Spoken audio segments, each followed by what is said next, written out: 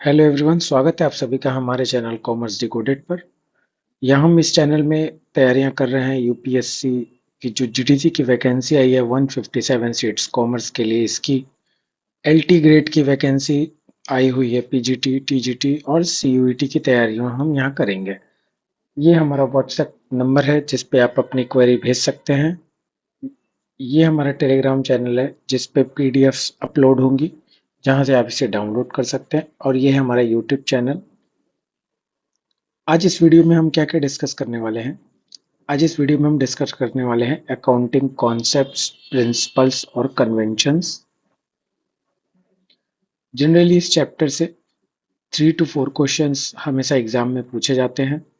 कभी कभी ये रेशियो 2 से 3 क्वेश्चन का भी हो जाता है, बट ये श्योर है कि इससे आपको 2 से 3 क्वेश्चन मिलने ही मिलने हैं। यहाँ जो हम पढ़ने वाले हैं उसमें ये आज 6 कॉन्सेप्ट कवर करेंगे। बाकी सारे कॉन्सेप्ट नेक्स्ट वीडियो में रहेंगे। आधारित जो क्वेश्चन होंगे वो भी अगली वीडियो में देखने को मिलेंगे।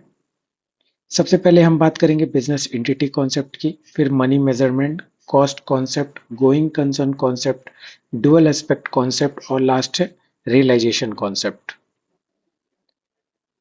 सबसे पहले हम बात कर रहे हैं बिजनेस एंटिटी कॉन्सेप्ट की। तो यहाँ पर एक ओनर है और एक शॉप है। जो अकाउंटेंट है, ये अकाउंटिंग रिकॉर्ड्स जो भी मेंटेन हो रहे हैं वो अकाउंटिंग रिकॉर्ड्स मेंटेन हो रहे हैं शॉप के लिए, और वो शॉप में ही मेंटेन होते हैं। बैलेंस शीट, ट्रेडिंग पीएल, जो भी चीजें बन रही हैं वो सारे शॉप के अकॉर्डिंग बन रही हैं। तो ये कॉन्सेप्ट ये कहता है कि owner and shops are two different person. ये दोनों एक दूसरों से अलग अलग हैं। ये दोनों एक दूसरे से अलग अलग हैं। इसकी वजह से ओनर जब भी बिजनेस में पैसे लगाता है, पैसे इंट्रोड्यूस करता है, उसे कैपिटल के नाम से जाना जाता है। और इस कैपिटल को बिजनेस की लाइबिलिटी साइड में लिखा जाता है। बैलेंस शीट की लाइबिलिटी साइड में इसीलिए लिखा जाता है क्योंकि यह बिजनेस के ऊपर इस ओनर का दायित्व है कि यह बिजनेस इस पैसे को इसे बाद में वापस करे। और अगर ये ओनर यहाँ जो पैसे लगाता है उसे हम कैपिटल बोलते हैं, केवल इसी कॉन्सेप्ट की वजह से। और ये कैपिटल बिजनेस के लिए एक तरह की लाइबिलिटी है, इसीलिए इसे बैलेंस शीट की लाइबिलिटी साइड में ही कैपिटल दिखाते हैं। इसी के उल्टा अगर इस शॉप से कुछ विड्रॉ होता है इस ओनर के द्वारा अपने पर्सनल यूज के लिए विड्रॉ हो रहा है, तो इस पर्सनल यूज के विड्रॉ को हम ड्राइंग बोलते हैं। It is as equal to उसकी जो कैपिटल है वो कैपिटल यहाँ से घट जाएगी, इसी में माइनस ड्राइंग करते हैं। तो यहाँ कुल मिलाकर इस कॉन्सेप्ट में हम ये समझते हैं कि शॉप और जो ओनर है, शॉप का ओनर, ये दोनों अलग अलग व्यक्ति हैं, भिन्न व्यक्ति हैं। और कैपिटल और ड्राइंग इसी कॉन्सेप्ट का ही एक नतीजा है जिसे हम लाइबिलिटी में रिकॉर्ड करते हैं। अभी हम पढ़ लेते हैं कि इस कॉन्सेप्ट में क्या है। तो अकाउंटेंट, जो बिजनेस का अकाउंटेंट है, should treat business as distinct from its owner. Business और ओनर को दोनों को अलग अलग ट्रीट करे अकाउंटेंट। बिजनेस ट्रांजैक्शन, जो भी बिजनेस ट्रांजैक्शन है वो रिकॉर्ड होंगे बिजनेस बुक्स में। और अगर ओनर्स का कोई ट्रांजैक्शन है, उसका पर्सनल ट्रांजैक्शन है, owners transaction means personal transaction, that will be record in his personal accounts book. जो कि अंतर करेंगे affairs of the business from the personal affair of the owners. Business के क्या ट्रांजैक्शंस हैं और ओनर के क्या ट्रांजैक्शन है, इन दोनों को अलग अलग करेंगे। It helps business affair separate from the owners personal books. ये मदद करता है कि जो बिजनेस अफेयर है वो अलग रहे, सेपरेट रहे, अलग रहे from the owners personal affair. अगर ओनर का कोई पर्सनल विड्रॉल है या उसका पर्सनल है तो उसे वो अलग रखे। इसीलिए जो ओनर का कैपिटल है वो रिफ्लेक्ट होता है, कहाँ दिखाते हैं, बिजनेस की लाइबिलिटी में। और अगर कोई भी पैसा निकाला जा रहा है फ्रॉम बिजनेस फंड से पर्सनल यूज के लिए तो उसे हम ड्राइंग की तरह दिखाते हैं। अगला होता है money measurement concept. Money measurement concept का यही मतलब है कि जो भी ट्रांजैक्शंस मनी में मेजर हो सकते हैं, मनी में मेजरेबल है, मनी टर्म्स में बताए जा सकते हैं। जैसे वो कितने रुपए का है, 500 रुपए का है, 1000 रुपए का है, मतलब रुपए के टर्म्स में अगर वो बताए जा सकते हैं तो उसे रिकॉर्ड किया जाएगा, अन्यथा उसे रिकॉर्ड नहीं किया जाएगा। यहीं पर हम देख लेते हैं जैसे एम्प्लॉयज ऑनेस्टी। आपके एम्प्लॉयज बहुत ईमानदार हैं, कम एम्प्लॉयज ने स्ट्राइक कर दिया, कस्टमर बहुत ट्रस्ट करते हैं आपके कंपनी पर। लेकिन इन चीजों को कभी भी मनी टर्म्स में नहीं बताया जा सकता। मनी टर्म्स में नहीं बताया जा सकता, इसलिए इनके लिए कोई रिकॉर्ड मेंटेन नहीं होगा। बात करते हैं हम सेल की। जैसे कंपनी में सेल हुआ 500 रुपए का, तो इस ये रुपए ये मनी में मेजर्ड है, 500 रुपए, इसलिए इसे रिकॉर्ड किया जा सकता है, जर्नल एंट्री बनाई जा सकती है। क्योंकि ये सारे ट्रांजैक्शंस ऐसे हैं जो कि मनी में मेजर ही नहीं हो सकते, किसी की ईमानदारी को रुपए में नहीं नापा जा सकता, या कंपनी में स्ट्राइक होने वाली है, या कस्टमर का ट्रस्ट है, इन चीजों को रुपीज में नापा नहीं जा सकता, मनी में मेजर नहीं किया जा सकता, इसलिए इनके लिए कोई भी रिकॉर्ड नहीं होगा। यही ये कॉन्सेप्ट बताता है। Accounting records only those transaction which are expressed in monetary terms. जिन्हें मोनेटरी टर्म्स में बताया जाएगा, केवल उन्हीं की रिकॉर्डिंग हम करेंगे। जो चीजें मोनेटरी टर्म्स में नहीं बताई जा सकती, उनके लिए कोई रिकॉर्ड नहीं होगा। जैसे कुछ इंपॉर्टेंट इवेंट है, कुछ ऐसी घटनाएं हैं, जैसे एम्प्लॉय का स्ट्राइक करना। एम्प्लॉयज बहुत इंटेलिजेंट हैं, ऑनेस्ट हैं, ट्रस्ट वर्थी एम्प्लॉय हैं आपकी कंपनी में, तो वैसे तो ये कंपनी के लिए एक फायदे की चीज है, कंपनी का एक एसेट्स है, तो इसे रिकॉर्ड करना चाहिए। लेकिन रिकॉर्ड नहीं हो सकता, क्योंकि ये चीजें रुपीज में मेजरेबल नहीं है, रुपीज में नहीं बताई जा सकती। यही चीजें यहाँ बताई गई हैं कि कोई भी मटेरियल ट्रांजैक्शन या इवेंट जो नहीं रिकॉर्ड किया जा सकता बुक्स में, जस्ट बिकॉज, केवल इसलिए क्योंकि वे मेजर्स नहीं हो सकते इन मॉनेटरी टर्म्स, केवल वो मनी में परिवर्तित नहीं किए जा सकते, मुद्रा में नहीं बताया जा सकता, रुपीस के टर्म्स में नहीं बताए जा सकते, इस वजह से उनका कोई रिकॉर्ड मेंटेन नहीं होगा। The currency of the ruling country, जो रूलिंग कंट्री की करेंसी है, जैसे हम बात करें कि इंडिया की, तो इंडिया की करेंसी क्या है, रुपीस। तो रुपीस वाले टर्म्स में जो जो चीजें मिजरेबल होंगी उनका रिकॉर्ड होगा। नेक्स्ट है कॉस्ट कॉन्सेप्ट। कॉस्ट कॉन्सेप्ट ये बताता है कि अगर कोई कंपनी कोई भी एसेट्स एक्वायर कर रही है, तो एसेट्स एक्वायर करते समय, लाइक मशीन एक्वायर की, तो मशीन जितने में एक्वायर की उसके लिए जो एक्चुअल पे था, कंपनी ने एक्चुअल पे किया ₹50,000। तो ये कंपनी ने जो पे किया एक्चुअल 50,000, इसे कंपनी कहती है एक्विजिशन कॉस्ट या फिर हिस्टोरिकल कॉस्ट। और जब कंपनी इस ट्रांजैक्शन को बुक में रिकॉर्ड करेगी, जनरल एंट्री बनाएगी, तो वो इस मशीन की वैल्यू को 50,000 पे वैल्यू करेगी। कॉस्ट कॉन्सेप्ट यही बताता है कि मशीन जो एक्चुअल पे हुई, जिसे हम एक्विजिशन कॉस्ट या हिस्टोरिकल कॉस्ट कहते हैं, उसी पे रिकॉर्ड होना चाहिए। ये सबसे ज्यादा ऑब्जेक्टिव कॉन्सेप्ट है वैल्यूएशन के लिए। यहाँ पर किसी भी तरह का कोई भी बायसनेस नहीं है, जबकि मेजरमेंट के बाकी तरीके जो होते हैं, वहां पर कुछ बायसनेस है। जैसे आगे हम पढ़ेंगे कि कॉस्ट और market value which ever is lower, यहाँ पर एक बायसनेस ये आ सकती है कि कभी कॉस्ट जो एक्वायर की गई है वो तो 50,000 में की है, लेकिन अगर उसकी मार्केट वैल्यू 40,000 हो जाए, तो ये मार्केट वैल्यू पे रिकॉर्ड हो जाएगा, जो कि एक तरह से रॉन्ग होगा। तो इसलिए इसे मोस्ट ऑब्जेक्टिव मेथड भी कहते हैं। इसके बारे में हम पढ़ लेते हैं। यहाँ पर वही चीजें हैं कि the value of assets is to be determined. Assets की वैल्यू कैसे निर्धारित होगी, कैसे डिटरमाइंड होगी, based on its historical cost, या फिर बोले तो एक्विजिशन कॉस्ट पे। जैसे कंपनी ने एक्वायर की है एक मशीन 5 लाख रुपए पे करके, तो ये कंपनी का एक्विजिशन कॉस्ट है, हिस्टोरिकल कॉस्ट है, और कंपनी इस 5 लाख पे ही बुक्स में रिकॉर्ड करेगी। ये हाईली ऑब्जेक्टिव है और फ्री फ्रॉम ऑल बायस है, यहाँ किसी भी तरह का कोई बायसनेस नहीं है। जबकि बाकी सारे जो भी मेजरमेंट और वैल्यूएशन के तरीके हैं, वहां पर कुछ बायसनेस है, जो कि इतने ऑब्जेक्टिव भी नहीं है। The next concept is going concern concept. Going concern concept क्या कहता है कि बिजनेस जो एग्जिस्ट कर रहा है, बिजनेस जो है आपका, वो एग्जिस्ट कर रहा है लॉन्ग टर्म के लिए। वो लॉन्ग टर्म के लिए एग्जिस्ट करता है। जैसे हम सभी जानते हैं कि एक्सपेंस अगर कोई भी बिजनेस में होता है, तो इस एक्सपेंस को हम दो तरीके से बाइफरकेट करते हैं।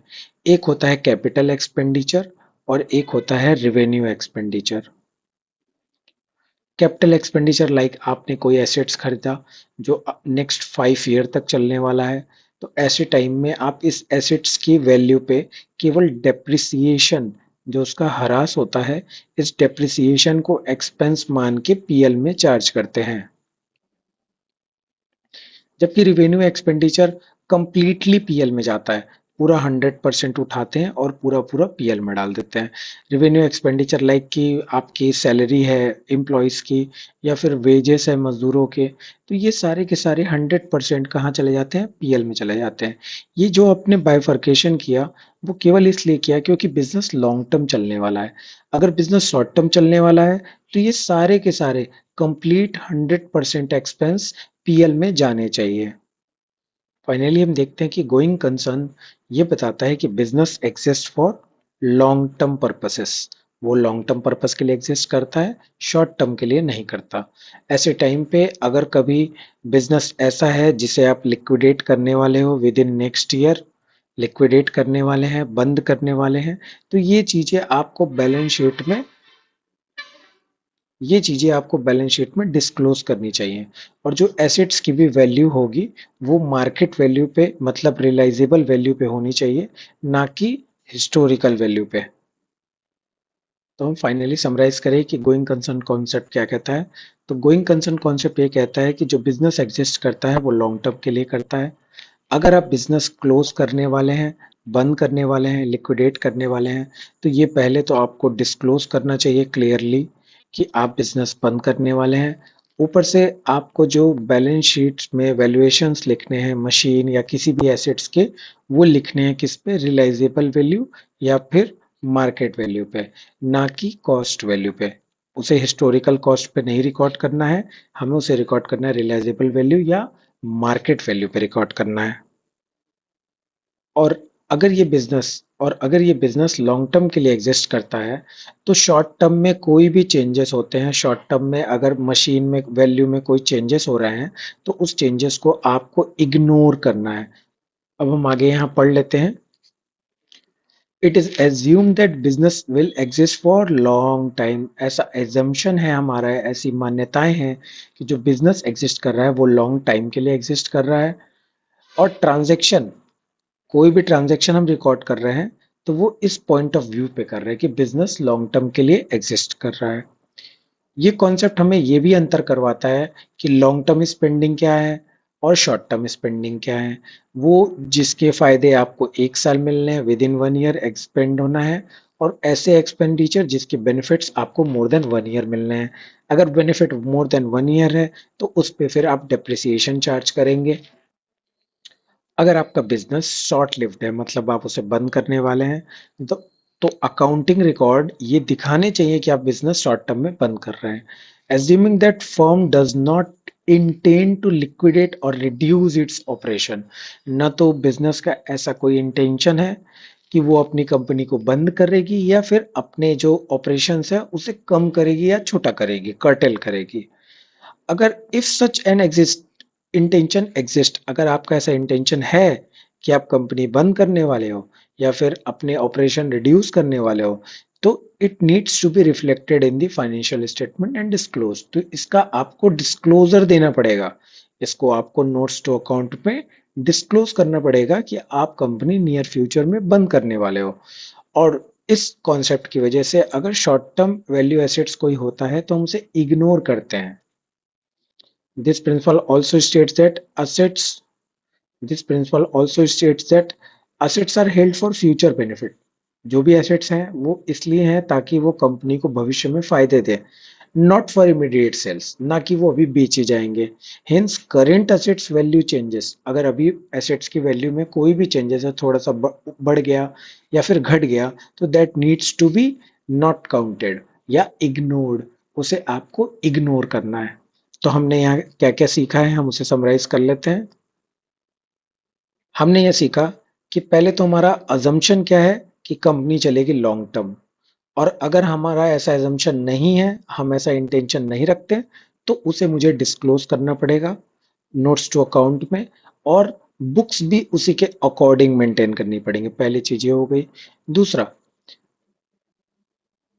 अगर बिजनेस लॉन्ग टर्म के लिए एग्जिस्ट कर रहा है, बिजनेस लॉन्ग टर्म के लिए एग्जिस्ट कर रहा है, तो एसेट्स की वैल्यू में कोई भी एसेट्स है, लाइक मशीन है आपके पास, फर्नीचर है, इस एसेट्स की वैल्यू में कोई भी चेंजेस जो शॉर्ट टर्म चेंजेस हैं, लाइक इंक्रीज हो गया प्राइस या डिक्रीज हो गया, इसे आपको इग्नोर करना है। नेक्स्ट देखते हैं dual aspect concept. Dual aspect concept पे भी कई सारे क्वेश्चंस आए हुए हैं प्रीवियस ईयर में, जिन्हें हम नेक्स्ट लेक्चर में सॉल्व करेंगे। डुअल एस्पेक्ट कॉन्सेप्ट क्या बताता है कि हम जब भी कोई जनरल एंट्री करते हैं, तो कोई भी जनरल एंट्री के दो साइड होते हैं, एक होता है डेबिट साइड और एक होता है credit side. Means each transaction has double effect, each transaction has double effect, उसका दोहरा प्रभाव होता है। वो प्रभाव कोई भी हो सकता है, जैसे एसेट्स और लाइबिलिटी है तो एसेट्स बढ़ा तो लाइबिलिटी बढ़ी, या एसेट्स घटा तो लाइबिलिटी घटी। तो उसके दो प्रभाव हो सकते हैं, या कोई एक एसेट्स बढ़ा और दूसरा एसेट्स घटा, ऐसा भी हो सकता है। तो इसके डबल इफेक्ट होते हैं।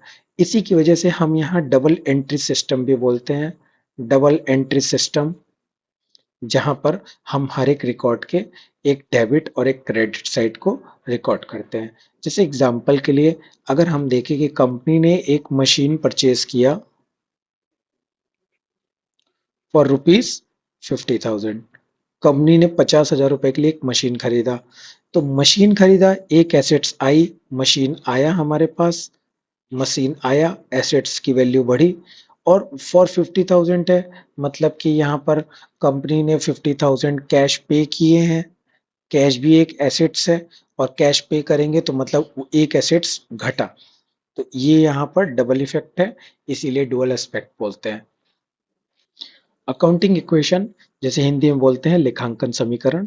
अकाउंटिंग इक्वेशन क्या होता है? अकाउंटिंग इक्वेशन बोलता है कि assets is equal to capital plus liability. अब इसी फॉर्मूले को हम चेंज करके भी देख सकते हैं। जैसे हम लाइबिलिटी इक्वल टू निकालना चाहें तो ये कैपिटल इधर जाके माइनस हो जाएगा, means liability is equal to assets minus capital. और अगर हम कैपिटल निकालना चाह रहे हैं तो क्या होगा कि इस लाइबिलिटी को इस साइड ले जाएंगे, तो हमारा फॉर्मूला बन जाएगा capital is equal to assets minus liability. कोई भी ट्रांजैक्शन होगा तब भी हमारा ये इक्वेशन हमेशा मैच करेगा। आइए हम देख लेते हैं ये कॉन्सेप्ट क्या कहता है। This concept is core of double entry system. इसी के हिसाब से डबल एंट्री बुक कीपिंग आप करते हैं, डबल एंट्री सिस्टम फॉलो करते हैं। डेबिट क्रेडिट का कॉन्सेप्ट इसी के हिसाब से आया हुआ है। Every transaction and event has to aspect, मैंने बताया उसका दोहरा प्रभाव पड़ेगा। ऊपर एक एग्जांपल में कि मशीन आपने परचेज किया तो मशीन आई तो एक एसेट्स बढ़ा, मशीन आई। वहीं दूसरी तरफ आपने कैश पे किया, जब आप कैश पे करेंगे तो एक एसेट्स घटेगा, उस एसेट्स की वैल्यू घट जाएगी। यह है काउंटिंग इक्वेशन जिसे हम बोलते हैं equity plus liability is equal to assets. इस पे भी क्वेश्चन एग्जाम में पूछे जाते हैं, तो इसे भी आपको ध्यान रखना चाहिए। इसे विभिन्न स्वरूपों की तरीके से लिखा जा सकता है। जैसे हम ये भी कर सकते हैं कि इक्विटी निकालना हो तो लाइबिलिटी इधर जाएगी, इधर ये प्लस साइन के साथ है तो इधर जाके ये माइनस हो जाएगी, तो वही हुआ एसेट्स माइनस लाइबिलिटी। और फिर हम क्या कर सकते हैं कि भाई लाइबिलिटी को अगर आप डिटेल कर दें तो लाइबिलिटीज में लॉन्ग टर्म लाइबिलिटी हो सकती है, करंट लाइबिलिटी भी हो सकती है, और एसेट्स जो है वो फिक्स एसेट्स भी हो सकते हैं, करंट एसेट्स भी हो सकते हैं। ये इन्हीं का बाइफर्केशन दिया हुआ है। The next concept is realisation concept. ये रियलाइजेशन कॉन्सेप्ट क्या कहता है? इसे हम वसूली भी बोलते हैं। अगर आप किसी को सेल कर रहे हैं और सेल करते समय आपके मन में एक डाउट है कि यह व्यक्ति पैसा नहीं देगा, यह व्यक्ति पैसा नहीं देगा, आपको ऐसा डाउट है कि यह व्यक्ति पैसा नहीं देगा, तो इसे आप रिकॉर्ड नहीं करेंगे, इसे रिकॉर्ड नहीं करेंगे। दैट मीन्स कि आप सेल को रिकॉर्ड कब करते हैं?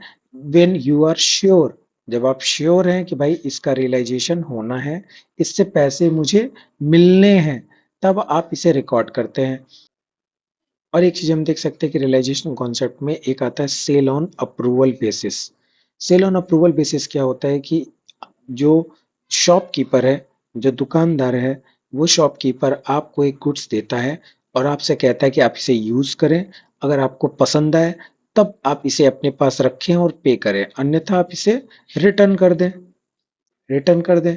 तो ऐसे टाइम में क्या हुआ कि जब गुड्स आपके पास आया शॉपकीपर से, जो शॉपकीपर है उसके पास से गुड्स जब कस्टमर के पास आया, इस समय पर कोई भी चीज श्योर नहीं है कि ये इसके पैसे मिलेंगे या नहीं मिलेंगे, क्योंकि गुड्स भी वापस हो सकता है। इस टाइम पे से रिकॉर्ड नहीं करना चाहिए। तो ऐसे टाइम पे हम सेल रिकॉर्ड कब करेंगे?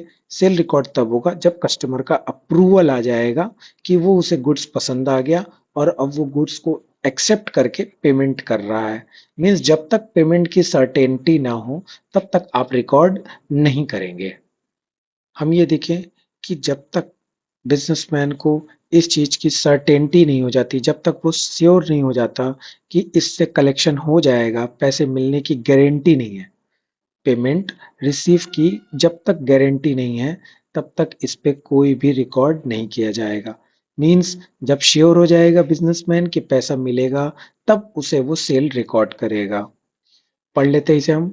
टिल द कस्टमर पेज, या तो कस्टमर आपको पे कर दे या फिर वो एक लीगल ड्यूटी टू पे क्रिएट हो जाए, उसके ऊपर एक लीगल ड्यूटी कि उसे पे करना पड़ेगा, तब तक आप कोई भी सेल या प्रॉफिट कंसीडर नहीं करेंगे।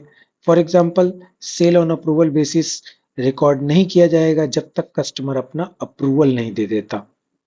इसी तरीके से business records assets value changes only when it realise them. जैसे आपके पास एक मशीन है, मशीन की अभी वैल्यू 20,000 है, लेकिन मार्केट में इसकी वैल्यू 50,000 हो गई, तो हम क्या करें? इसे 50,000 पे रिकॉर्ड करें? नहीं। जिस दिन हम इस मशीन को सेल करेंगे और मुझे 50,000 रिसीव हो जाएगा, उस दिन मैं इसे बुक्स में रिकॉर्ड करूंगा 50,000 पे।